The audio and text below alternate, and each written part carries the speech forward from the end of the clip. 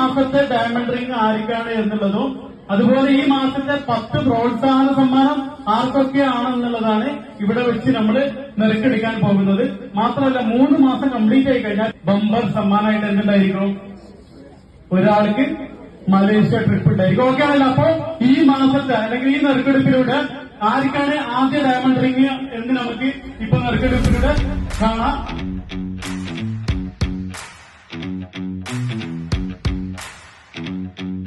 User നെയിമാണ് 2602.